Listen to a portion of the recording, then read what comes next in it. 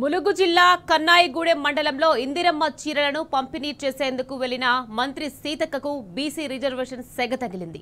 బుట్టాయిగూడెం గ్రామానికి చెందిన భీమని నరేష్ అనే యువకుడు కన్నాయిగూడెం మండల కేంద్రంలోని రైతు వేదికల్లో చీరల పంపిణీ అనంతరం వస్తున్న మంత్రి సీతక్కను అడ్డుకొని సర్పంచ్ రిజర్వేషన్లపై ప్రశ్నించాడు. సదరు యువకుడు నరేష్ మండలంలో 11 గ్రామ పంచాయతీలు ఉంటే 2000 మంది బీసీలుంటే 2400 మంది ఎస్టీలు 2400 మంది ఎస్సీలు ఉన్నారని తెలిపారు.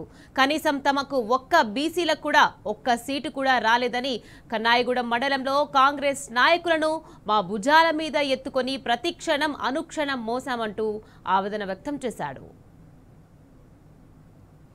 రాజ్యాంగం ప్రకారం ఫస్ట్ ఎస్సీలకు ఎస్టీలకు తర్వాత బీసీలకు ఇవ్వడం జరుగుతుందంటూ నచ్చజెప్పేందుకు మంత్రి ప్రయత్నించగా తమకు ఒక్క సీటైనా రావద్దా అంటూ యువకుడు ప్రశ్నించాడు. పార్టీ తరపున 42% రిజర్వేషన్ ఇస్తామని ఒప్పుకున్నారని, మా కన్నాయిగూడెం మండలంలో కనీసం ఒక్కటంటే ఒక్కటి కూడా రావద్దా మా బీసీలకు అంటూ ఏం చేశారని ప్రశ్నించారు.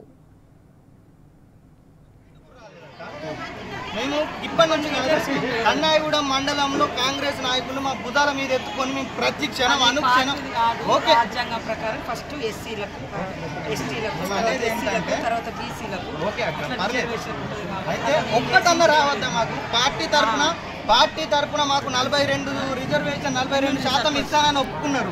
మా కన్నాయిగూడెం మండలంలో కనీసం ఒక్కటంటే ఒక్కటి కూడా రావద్దా బీసీలకు? మమ్మల్ని